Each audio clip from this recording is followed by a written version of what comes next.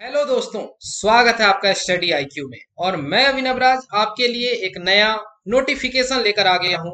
और ये नोटिफिकेशन है for the post of deputy director in ESIC, यानी कि एम्प्लॉयज स्टेट इंश्योरेंस कॉरपोरेशन।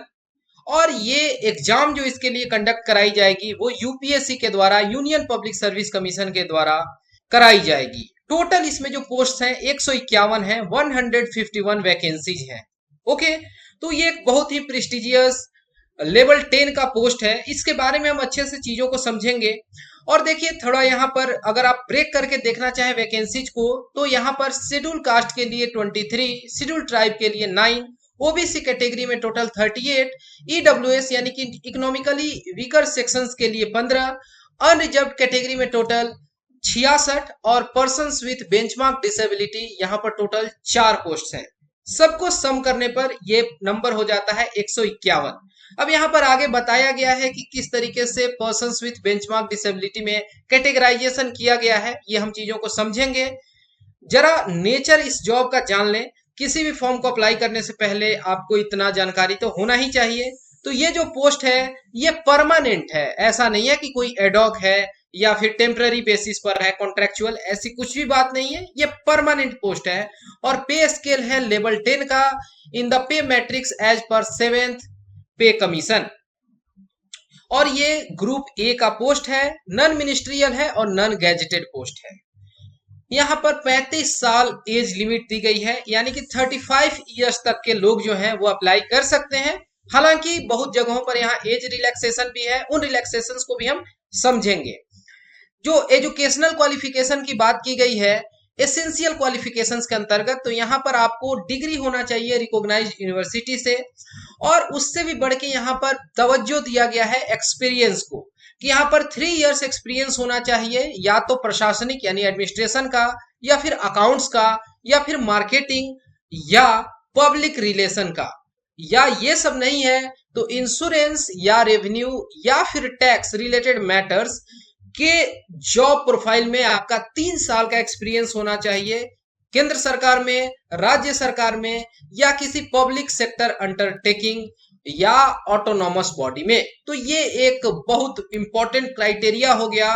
और यही वो बात है जो यहाँ पर क्वालिफिकेशंस मांगी गई हैं एक्सपीरियंस वाली, ये इस पोस्ट को थोड़ा यूनिक बना देता है और भीड़ भी यहाँ पर काफी कम कर देता है। अब जिन लोगों के पास इस तरीके के एसेंशियल क्वालिफिकेशंस होंगे, एक्सपीरियंस होंगे, जिन्होंने 3 साल तक एक्सपीरियंस गैदर किया है administration, accounts, marketing, public relations, insurance, revenue, tax में, वो वही अप्लाई करेंगे, एल्स कोई फायदा है नहीं। और कमाल की बात यह है कि यहाँ पर 2 स्टेज का ही ये एग्जाम है। पहला जो लेवल है, जो टीयर है, वो कंप्यूटर बेस्ड एग्जाम होगा और इससे जो लोग क्वालिफाई होंगे उन लोगों को मौका मिलेगा डायरेक्ट इंटरव्यू फेस करने का। कुछ यहाँ पर डिजायरेबल क्वालिफिकेशंस की मांग की गई है कि अगर ऐसे क्वालिफिकेशंस हैं तो उनको यहाँ पर तवज्जो दिया जाएगा। डिजायर्ड है मतलब नहीं है तो इसे बहुत घाटा नहीं है, लेकिन है तो इसका बेनिफिट मिलेगा। तो यहाँ पर अगर कोई व्यक्ति क्वालिफाइड सबऑर्डिनेट अकाउंट सर्विस का है, या फिर अगर उसने पास किया है institute of cost and works account, या मास्टर्स की डिग्री हो बिजनेस एडमिनिस्ट्रेशन फाइनेंस में, या फिर लॉ की डिग्री हो उस व्यक्ति के पास, तो ये डिजायर्ड है। और भी बातें कही गई हैं कि अगर एक्सपीरियंस है in matters related to social insurance और लेबर लॉज, तो ये सब प्रेफर किया जाएगा। यहाँ पर क्या कर्तव्य होगा, ड्यूटी की अगर बात कर ली जाए कि क्या एक उस पोस्ट पर रहने वाले व्यक्ति से उम्मीद की जाती है, तो वो असिस्ट करेंगे रीजनल डायरेक्टर को in all his duties when they are posted in regions, या फिर असिस्ट करना होगा ज्वाइंट डायरेक्टर को अगर पोस्टिंग हेड क्वार्टर ऑफिस में है, और भी जो काम अलॉट किया जाए। जो अपॉइंटमेंट होगा कैंडिडेट्स का जो कि ऑलरेडी है स्टेट या सेंट्रल गवर्नमेंट में या फिर पब्लिक सेक्टर अंडरटेकिंग में, तो ये जो होगा ना, this appointment will be made on immediate absorption basis. तो ये भी बात यहाँ पर रखी गई है जो कि आपको पता होना चाहिए। अब यहाँ पर कुछ इंपॉर्टेंट डेट्स दी गई हैं, कुछ तारीख हैं, तिथियां हैं। जैसे कि ऑनलाइन अप्लाई करने का जो दिन है वो 13 अगस्त से शुरू हो चुका है और आप अप्लाई कर पाएंगे 2 सितंबर को रात 23:59 तक, यानी कि जब तक कैलेंडर डेट 3 सितंबर नहीं आ जाता है तब तक। बट मेरा ये आपसे सलाह होगा कि अगर आपको अप्लाई करना है तो एज सुन कर दीजिए, क्योंकि इससे आपके मनचाहे जो सेंटर्स हैं वो भी मिल जाते हैं। यहाँ पर यह भी बात आपको जान लेना चाहिए कि जो आप फॉर्म फिल करेंगे उसका प्रिंट आउट निकालना बहुत जरूरी है, क्योंकि आपको कई जगह प्रोड्यूस करने को कहा जाएगा। तो ऐसे प्रिंट आउट निकालने की आखिरी तिथि है 3 सितंबर 2021 रात 12 बजे तक। इससे पहले निकाल लेंगे आप उतना अच्छा होगा। अब यहाँ पर कुछ और भी बातें बताई गई हैं, जैसे जो एज लिमिट है उसमें कई तरीके के छूट है। शेड्यूल कास्ट शेड्यूल ट्राइब के लिए 5 साल का, ओबीसी कैटेगरी के कैंडिडेट्स के लिए 3 साल का यहाँ पर छूट मिलता है। जो एज लिमिट है ये भी रिलैक्सेबल है for employees state insurance corporation, और ये 5 साल तक का है। यहाँ पर पर्सन्स विथ बेंचमार्क डिसेबिलिटी, यहाँ पर डिसेबिलिटी 40% से कम नहीं होनी चाहिए, ये बात बता दी गई है। जो भी व्यक्ति हैं जिनको रिजर्वेशन का लाभ लेना है वो एश्योर कर लें, इंश्योर कर लें कि उनकी जो कास्ट है वो जिस कैटेगरी जिस कम्युनिटी से आते हैं उस कम्युनिटी को रिजर्वेशन मिला है सेंट्रल गवर्नमेंट के अंतर्गत। स्टेट लिस्ट वाली चीजों को यहाँ इंटरटेन नहीं किया जाएगा।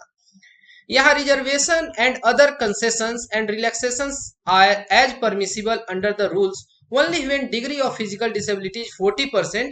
ये पर्सन्स विथ बेंचमार्क डिसेबिलिटी के लिए बात की जा रही है।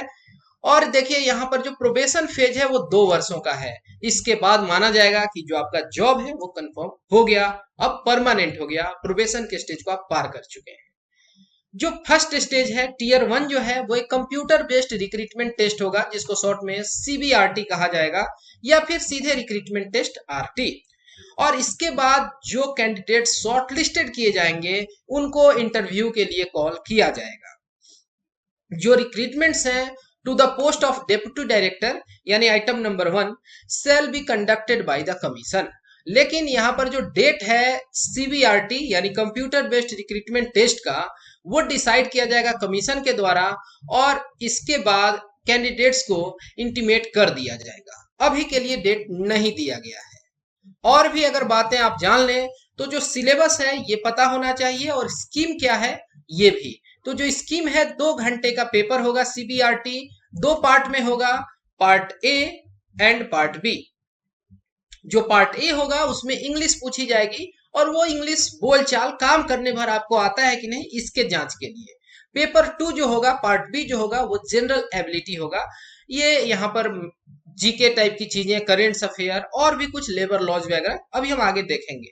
Question paper both English and Hindi में होगा। सारे क्वेश्चंस इक्वल मार्क्स के होंगे। निगेटिव मार्किंग है 1/3, यानी अगर आप गलत करते हैं तो 1/3 मार्क्स जो है सही मार्क्स उसका पेनल्टी में चला जाएगा। कोई जवाब नहीं देने पर कोई मार्क्स डिडक्ट नहीं किया जाएगा।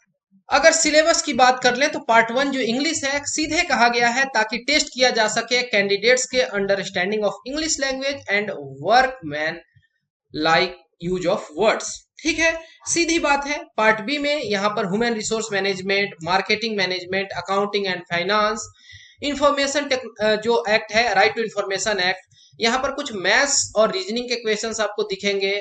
यहाँ पर fundamentals of computer application, general science, public administration and development issues, freedom movement and union जो है इंडिया का यूनियन, यानी थोड़ा बहुत है मॉडर्न हिस्ट्री पूछा जाएगा, और इवेंट्स जो है करेंट्स के यानी करेंट अफेयर्स जो नेशनल और इंटरनेशनल इंपॉर्टेंस के हैं। ये तो आपको स्टडी आईक्यू पर रेगुलर बेसिस पर मिलते रहते हैं, और भी चीजों को आप जान लें।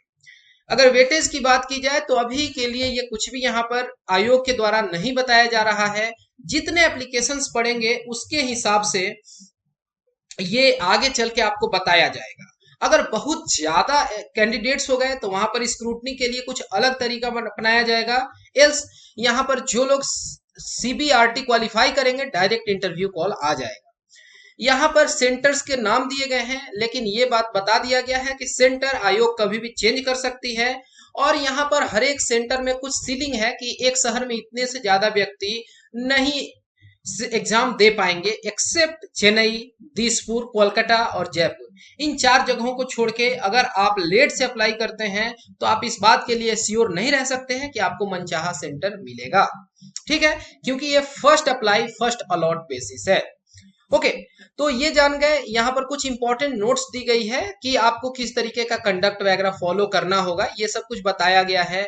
यहाँ पर अंडरटेकिंग है, जो व्यक्ति खुद से एग्जाम नहीं दे पाएंगे और उन्हें रिक्वायरमेंट होगी स्क्राइब की, इन चीजों के लिए यहाँ परफॉर्मा बनाया गया है कि उस व्यक्ति को कैसे मेडिकली टेस्ट किया जाएगा। स्क्राइब के लिए यहाँ पर फॉर्मेट है, उस व्यक्ति के पहचान के लिए किस तरीके से सर्टिफाई किया जाएगा, यहाँ फोटो वगैरह की बात की गई है।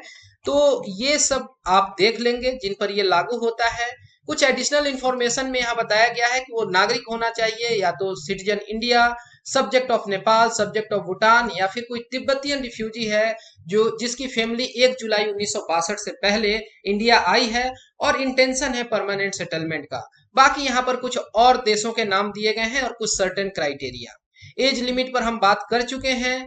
मिनिमम एसेंशियल क्वालिफिकेशंस जो हैं तो सारे कैंडिडेट को फुलफिल करना चाहिए जो एडवर्टाइजमेंट में कहा गया है।